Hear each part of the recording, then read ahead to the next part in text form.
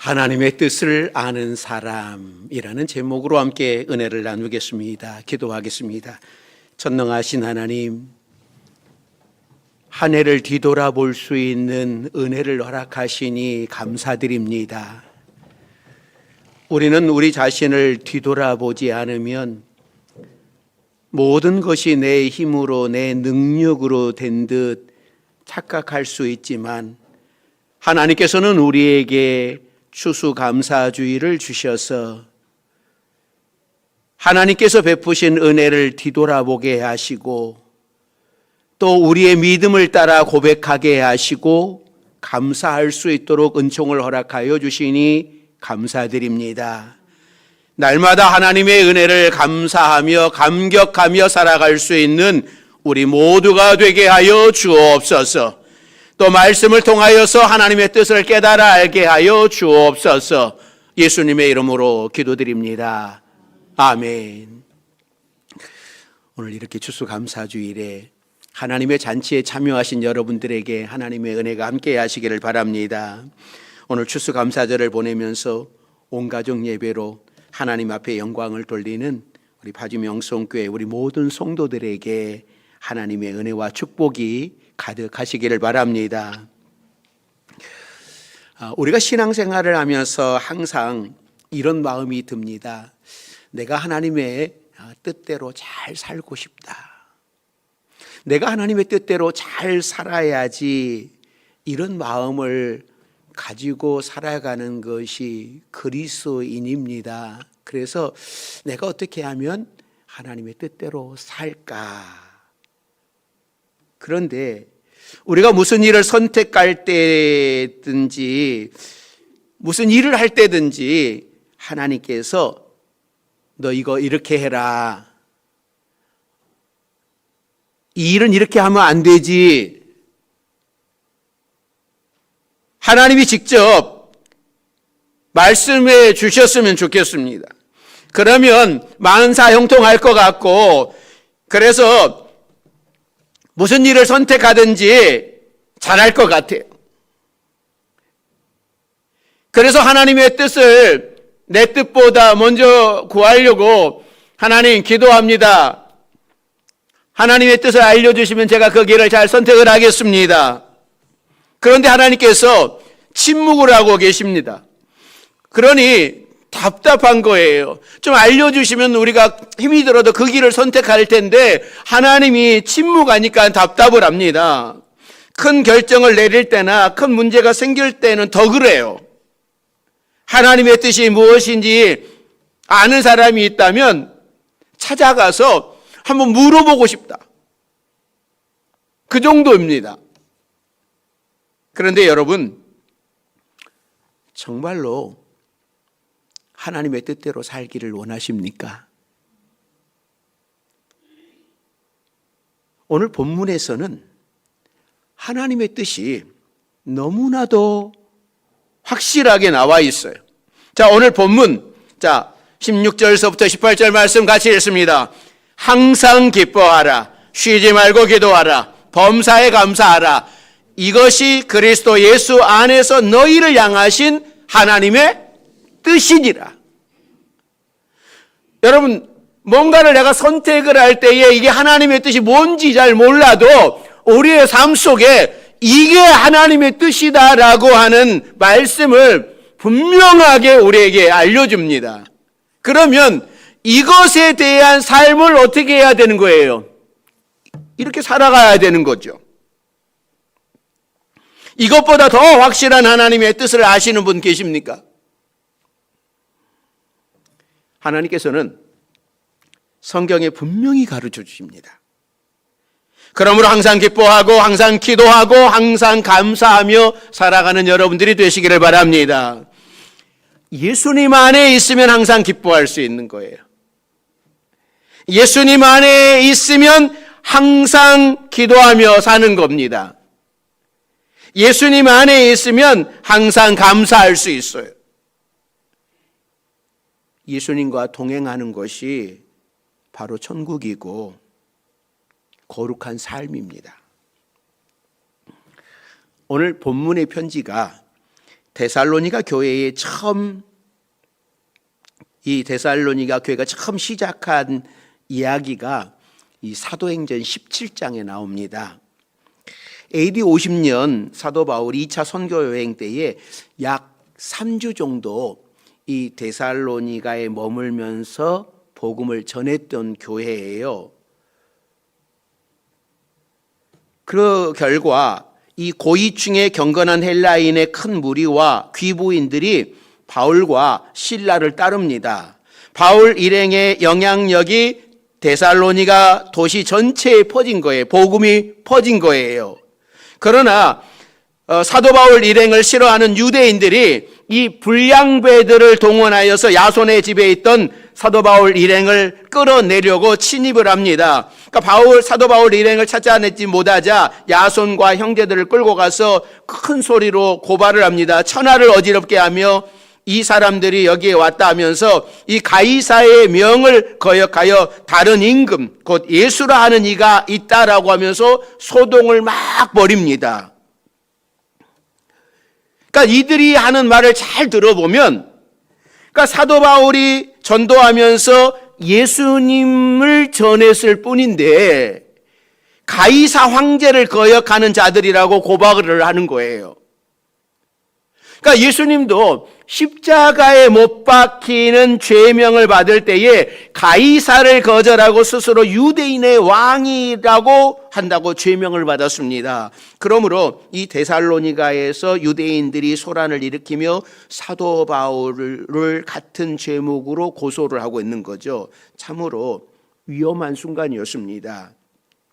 사도 바울이 할 수 없어서 야반 도주를 하여서 베레아로 갔다가 거기서 유대인들의 반대를 또 받아가지고 아테네로 가면서 믿음의 아들 디모데와 실라를 남겨두고 아테네로 떠나는 거예요. 아마도 디모데와 실라가 이 지역에 남아서 잘 가르쳐서 전도를 열심히 한 것 같아요. 후에 디모데와 실라는 이 고린도에서 사역을 하고 있는 사도 바울에게 와서 데살로니가 소식을 전해 주었는데 불량배들까지 동원하여서 복음을 전하지 못하도록 극심한 핍박을 했던 데살로니가에 복음의 역사가 일어나고 있다라고 하는 소식이 들려오는 거예요. 하지만 아직도 유대인들의 핍박은 계속되고 있는 겁니다. 이런 데살로니가 교회를 향하여서 사도 바울은 오늘 본문의 말씀으로 권면을 하고 있는 겁니다. 항상 기뻐하라. 쉬지 말고 기도하라. 범사에 감사하라. 이것이 그리스도 예수 안에서 너희를 향하신 하나님의 뜻이니라 라고 말씀을 하고 있는 겁니다. 자, 그렇다면 하나님은 우리가 항상 기뻐하고 쉬지 말고 기도하면서 범사에 감사하며 살기를 왜 원하시는가? 우리 성도들이 왜 항상 기뻐하고 쉬지 말고 기도하고 범사에 감사하면서 살아가야 됩니까?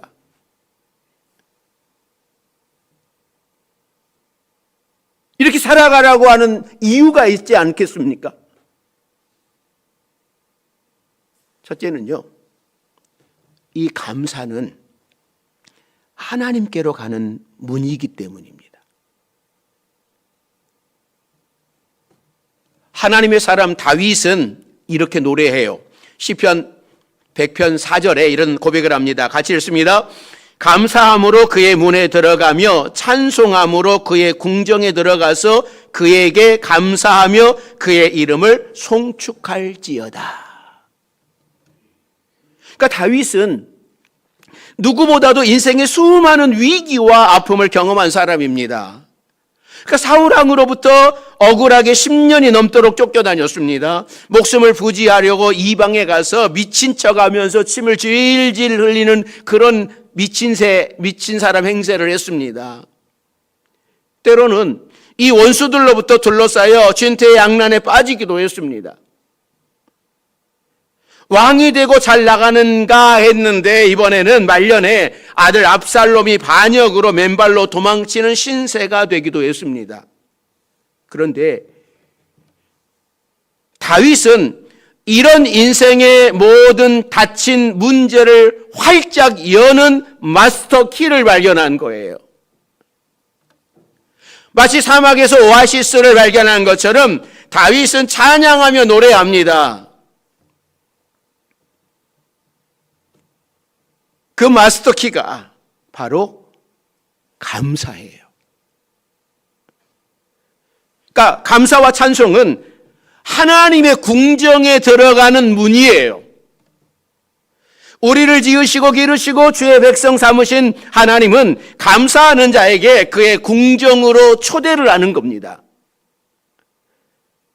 감사하는 자만이 천국의 잔치에 참여 초대를 받아요. 감사하는 자만이 하나님이 예비하신 축복의 문으로 들어갈 수 있습니다. 반대로 원망하고 불평하는 자는 하나님의 궁정에 들어가지 못합니다. 천국에 오직 범사에 감사하는 자에게 열려지는 문이에요. 여러분, 사람이 살아가면서 여러 사람과 교제도 하고 그러잖아요. 그런데 늘 불평불만하는 사람은요, 가까이 갈 수가 없어요.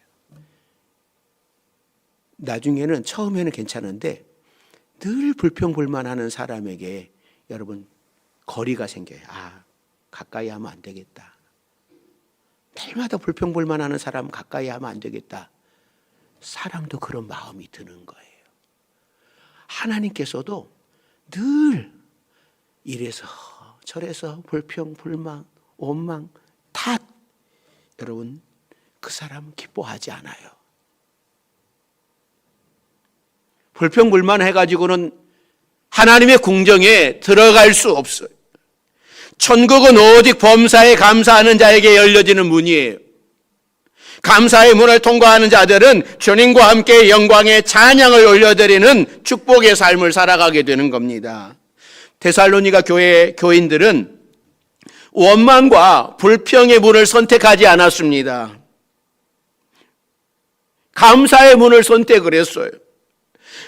비록 예수님 때문에 환난과 핍박을 받았지만 그들은 원망하거나 불평하지 않았습니다. 오직 믿음으로 견고하게 일어섰습니다. 서로 사랑의 수고를 통해 돌아보고 위로하고 격려했습니다. 다시 오실 부활의 주님에 대한 흔들리지 않는 소망을 가지고 인내했습니다. 그 결과 데살로니가 교인들은 주님을 본받는 소문난 그리스도인이 됐어요. 사도 바울이 기도할 때마다 떠올리며 감사하는 자들이 됐습니다. 우리 성도들도 감사함으로 하나님의 궁정에 들어가는 역사를 체험하는 여러분들이 되시기를 주의 이름으로 축원합니다. 두 번째는요, 이 감사는 하나님께서 숨겨놓으신 보물입니다. 어떤 분들은 항상 감사하라고 하는 말을 들으면 감사할 일이 있어야죠. 목사님, 감사할 일이 좀 있어야지 내가 감사하지요. 우리 가정을 보면, 내 삶을 보면 감사할 일이 하나도 없습니다. 감사할 일이 있어야지 목사님 감사하지요. 없다고 이야기합니다. 그러나 하나님은 우리에게 감사할 일도 없는데 감사하라고 강요하시는 분이 아닙니다. 하나님께서 우리에게 감사하라고 하시는 것은 우리가 살아가는 모든 삶 속에 감사할 수 있는 조건들을 굉장히 많이 주셨다라고 하는 것이 암시되어져 있습니다. 어떤 특별한 일이 일어날 때만 감사하는 것이 아니라 매일의 평범한 삶 속에서 감사할 수 있는 것들이 많이 숨겨져 있는 거예요. 마치 보물 찾기를 하는 것처럼 숨겨놓은 겁니다.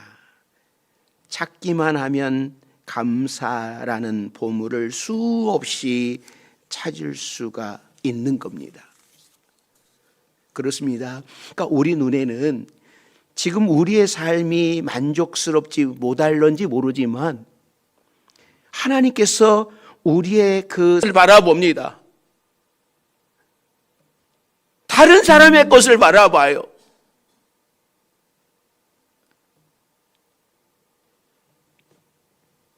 그래서 내게 있는 그 보물을 발견하지 못하는 거예요. 하나님께서는 범사에 감사하라, 평범한 삶 속에 감사할 일이 무엇인지 찾아내서 감사하라, 그렇게 말씀하시는 겁니다. 우리가 당연하다고 생각되는 것들 속에 사실은 감사해야 할 일들이 얼마나 많은지 모릅니다. 감사는 선택입니다. 내 앞에 어떤 인생의 메뉴판이 있습니까? 여러분, 그 메뉴판에서 내가 감사를 선택할 수도 있고 불평을 선택할 수도 있고 원망을 선택을 할 수 있습니다. 원망과 불평의 렌즈로 바라보면 모든 것이 비판거리고 슬픔과 탄식뿐이에요. 그러나 감사의 렌즈로 들여다보면 기쁨이 있고 찬양이 있고 은혜가 있고, 야, 이것도 감사하구나, 이것도 감사하구나. 그래서 천국과 지옥의 차이는 바른 감사의 렌즈가 있느냐 없느냐의 차이라고 합니다. 여러분들은 여러분 가정 속에서 뭐를 찾으십니까? 불평만 찾으십니까? 원망만 찾으십니까? 여러분들은 교회 안에서 뭘 찾으십니까? 감사를 찾으십니까? 아니면 불평할 것, 원망할 것만 찾습니까? 맞아요. 우리 앞에는 원망할 것도 불평할 것도 많이 있어요. 또 그 안에는 감사도 있어요. 내가 그걸 찾아내는 거예요. 우리 바주명성교회 여러분들은 그 많은 것 가운데에서 불평과 원망을 찾지 마시고 감사를 찾아내는 여러분들이 되시기를 주의 이름으로 축원합니다. 세 번째는요, 감사하면 행복하기 때문이에요. 하나님께서는 우리가 복된 삶을 살아가기를 원합니다. 그러나 끊임없는 불평과 원망을 찾아가는 사람은 감사하지 않습니다. 그러니까 감사하지 않으면 행복하지 못해요. 하지만 작은 일에도 감사하는 사람은 언제나 행복합니다. 그 얼굴에 쓰여 있어요. 늘 감사해. 늘 감사하니까는요, 웃음이 저절로 나오는 거예요. 그런데 늘 인상을 쓰면서 저 인간을 내가 안 만났어야 되는데, 저 인간 만나가지고 내가 저 새끼 안 낳았어야 되는데 저 새끼가 태어나가지고 나를 힘들게 한다고. 인상을 쓰니까는요, 얼굴이 이게 항상 감사하고, 남편 봐도 아내 봐도 아이들 봐도 늘 감사하면 이렇게 얼굴이 그냥 환하게 펴져 있는데, 늘 이렇게 웃는 표정인데, 날마다 저 안 만났어야 되는데, 그러면요, 이게 얼굴에 쓰여 있잖아요. 그래서 감사하는 사람은 어떤 사람이겠어요? 행복한 사람이에요. 세상 사람들은 때로 죄에서 행복을 찾습니다. 김동우 목사님이 오래전에 중국 자금성에 가셨을 때에 주변에서 이야기하는 그 남자들의, 성도들의 소리를 들었답니다. 어떤 소리를 들으면 중국 황제는 부인이 3,000명이었었대. 3,000명. 그러면서 어떤 남자가 그런 이야기를 하더래요. 와, 행복했겠다. 그래서 목사님은 이 소리를 듣고 혼자서 생각을 많이 했답니다. 부인이 3,000명이 있다고 남들보다 3,000배 행복했을까? 그것은 절대로 행복 조건이 아닙니다. 부인이 많으면 죄를 많이 짓게 되죠. 여러분, 죄에서 행복을 찾지 마십시오. 술 마시고 담배 피우면서 행복을 추구하지 마십시오. 남을 흉보고 비판하면서 만족을 누리지 마십시오. 남을 왕따시키고 괴롭히면서 스스로 잘했다고 생각하지 마십시오. 다른 사람을 괴롭히면서 즐거움을 누리지 마십시오. 사람은 하나님이 정하신 뜻대로 살아야 행복합니다. 하나님이 이끄신 길로 가야 평안합니다. 죄를 지을 때는 행복한 것이 아니라 하나님이 기뻐하시는 일을 할 때에 참 기쁨이 있어요. 내가 좋아하는 일을 할 때도 기쁨이 있지만 그것은 우물물과 같아서 목마른 사람이 되는 겁니다. 그러나 하나님이 기뻐하시는 일을 하면 할수록 기쁨과 행복이 점점 깊어지는 거예요. 여러분, 예수를 믿는다고 다 부자 되는 것 아닙니다. 다 출세하는 것 아니고 성공하는 것도 아닙니다. 그러나 예수 믿으면 항상 기뻐할 수 있어요. 행복할 수 있어요. 하나님의 자녀로 사는 기쁨이 얼마나 좋고 행복한지 여러분들이 날마다 이 기쁨과 행복을 누리면서 살아가는 여러분들이 되시기를 바랍니다.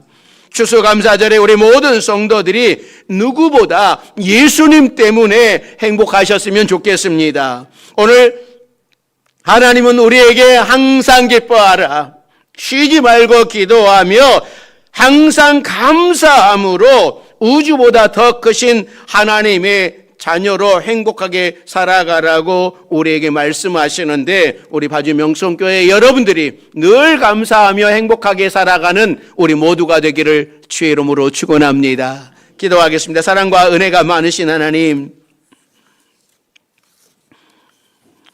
오늘 하나님의 뜻은 우리가 항상 기뻐하고 범사에 감사하고 쉬지 않고 기도하는 것이 하나님의 뜻이라고 우리에게 말씀하셨사오니, 하나님, 우리 바주 명성교회 모든 성도들이 하나님 안에서 항상 기뻐하게 하여 주옵소서.